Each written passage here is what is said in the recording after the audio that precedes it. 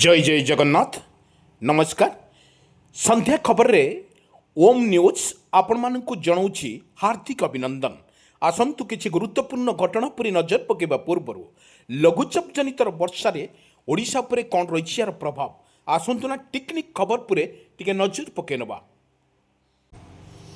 आज समग्र ओडिशा रे प्रबल वर्षा 7 जिला को रेड वार्निंग। आमे आपण मानकु बंगोपसागर सृष्टि अवपात ओडिशा रे प्रबल वर्षा चली किंतु जहा वर्ष रे दुर्गा पूजा उत्सव बाधा सृष्टि करिछि। गोपापुर निकट रे या गभीर अवपात ओडिशा उपकूल रे अतिक्रम करिछि। यह उत्तर उत्तर पश्चिम दिगरे दक्षिण ओडिशा देई आगको गड़िबा या धीरे धीरे दुर्बल होई अवपातटी परिणत हेबो बोली पाणीपाग विभाग बा आईएमडी रो पूर्वान करिछि। दर्शक बंधु यह अवपात जोगु राज्य रे विभिन्न स्थान रे प्रबल वर्षा जारी रही। केतेक स्थान रे अति प्रबल वर्षार हेबार मध्य संभावना रही। भारतीय पाणीपाग विभाग शुक्रवार आज पर्यंत 7 जिला को कोरापुट कलाहांडी कंधमाल रायगड़ा गजपति गंजाम एवं पुरी को प्रबल अति प्रबल वर्षा पाई रेड वार्निंग जारी करिछि आंचलिक पाणीपाग विज्ञान केन्द्र। यह सहित 16टी जिला को ऑरेंज वार्निंग जारी एवं 7टी जिला को हलदिया अलर्ट जारी करिछि आंचलिक पाणीपाग विज्ञान केन्द्र। सुंदरगढ़ जिला को आज अति प्रबल वर्षा पाई ऑरेंज वार्निंग जारी करुवा बेले आसंता काली प्रबल वर्षार संभावना रही। से प्रबल वर्षा जो राज्य में दुर्गा पूजा उत्सव मंथर होइछि एवं पूजा मंडप रे उत्सव आयोजित उपरे वर्षार प्रभाव पड़ता। स्थानीय प्रशासन एवं पुलिस जनसाधारण को सतर्क रहिबो एवं आवश्यक सुरक्षा पदक्षेप ग्रहण करने को परामर्श देछि। वर्षा जनित जलमग्न अन्यान्य असुविधा को दृष्टि रखी जिला प्रशासन मध्य समस्त को अलर्ट रहिबा को आंचलिक पाणीपाग विभाग तरफ सूचना। पाणीपाग विभाग लोकों को निम्न अंचल को दूरी रहिबा एवं वर्षा समय रे यातायात सतर्कता अवलंबन करिबा रहिछि। एही परिस्थिति को आसंता किछि दिन पर्यंत राज्य रे वर्षा जारी रहिबो बोली पूर्वान करिछि आंचलिक पाणीपाग विज्ञान केन्द्र। दर्शक बंधु 24 घंटे राज्य रे वर्तमान जो भली रही 24 घंटे घंटार लैंडफॉल एवं यही अंचल रे तांडव रचिब लघुचाप जनित वर्षा माड़ी आसुछि बड़ बात्या। आसंता 12 घंटे बात्या बात्या संभावना अवपात आगामी 12 घंटे राज्य रे बात्या रही किंतु चलित बात्या ऋतु रे यह प्रथम बात्या। 24 घंटे बात्या अधिक घनीभूत होई भीषण बात्यार रूप नेब। तेबे ओडिशा उपरे बात्यार कौनसी प्रभाव रहिबो नाही बोली सीधा सड़क करछि आईएमडी बा पाणीपाग विज्ञान केन्द्र द्वारा प्रकाश कराଯାଇଛି। तेबे उत्तर पूर्वर आरब सागर उपर एक बात्या घनीभूत होउछि।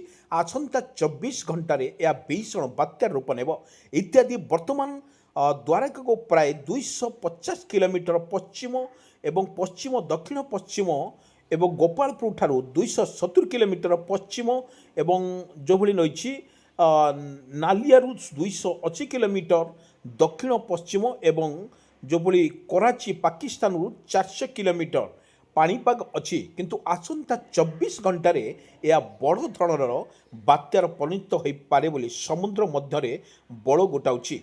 24 घंटे भीषण बात्या रूप नहीं पश्चिम और दक्षिण पश्चिम दिगरे गति करिबो एवं शनिवार सुधा एक ओमान यांग आड़ को मुहाइब किंतु सेहीपरि गतकाली उत्तर पश्चिम एवं संलग्न पश्चिम केंद्रीय बंगोपसागर उपरे एक गभीर अवपात सृष्टि हेब।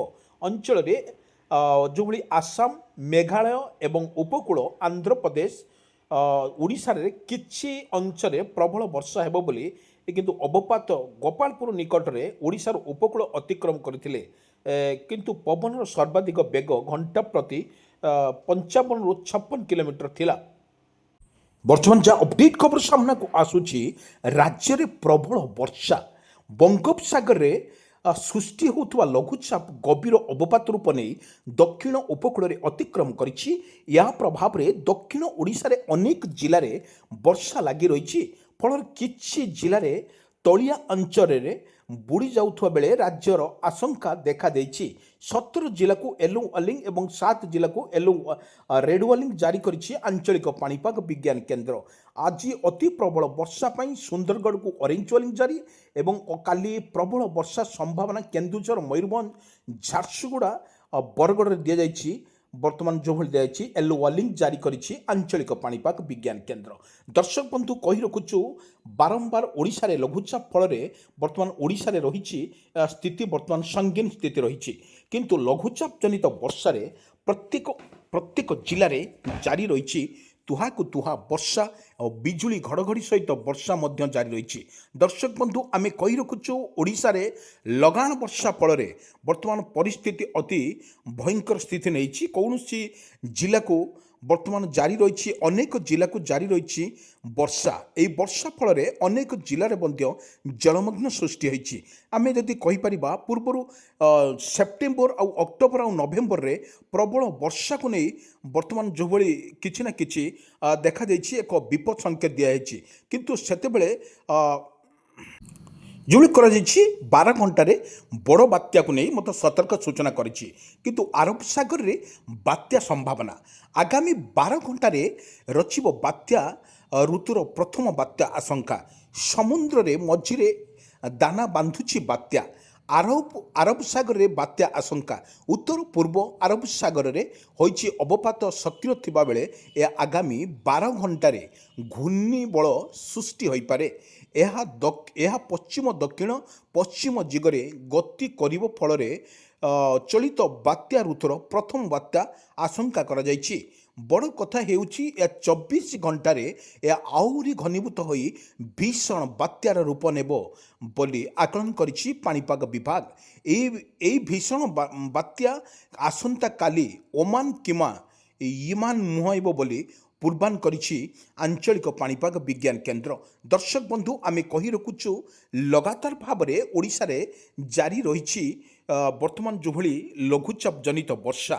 ଆମେ କିଛି ଦୃଶ୍ୟ ଆମେ ଆପଣମାନଙ୍କୁ ଦେଖାଉଛୁ, କିଛି ସନ୍ଧ୍ୟାର ଦୃଶ୍ୟ। ଏହି ଦୃଶ୍ୟ ହେଉଛି ଅତି ଭୟଙ୍କର ରୂପ।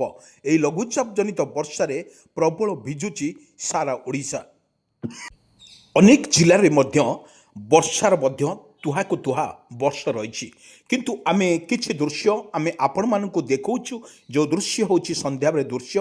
ସକାଳର ଲଗାତାର ଭାବରେ ଆକାଶ ମେଘାଚ୍ଛନ୍ନ ରହିବା ସହିତ ତୁହାକୁ ତୁହା ବର୍ଷା ମଧ୍ୟ ଜାରି ରହିଛି। ପ୍ରତ୍ୟେକ ଜିଲ୍ଲା କଥା ଯଦି ଆମେ କହିପାରିବା ପ୍ରତ୍ୟେକ ଜିଲ୍ଲାରେ ଲାଗି ରହିଛି ତୁହାକୁ ତୁହା ବର୍ଷା। ଭଦ୍ରକ, ବାଲେଶ୍ୱର, କଟକ, ପୁରୀ, ଗଞ୍ଜାମ, ଗଜପତି, ରାଉରକେଲା, ଢେଙ୍କାନାଳ, ପାରାଦୀପ ଏହି ସ୍ଥାନରେ ଅଧିକ ବର୍ଷା ମଧ୍ୟ ନେଇକି ସତର୍କ ସୂଚନା ଜାରି କରିଛି ଆଞ୍ଚଳିକ ପାଣିପାଗ ବିଜ୍ଞାନ କେନ୍ଦ୍ର।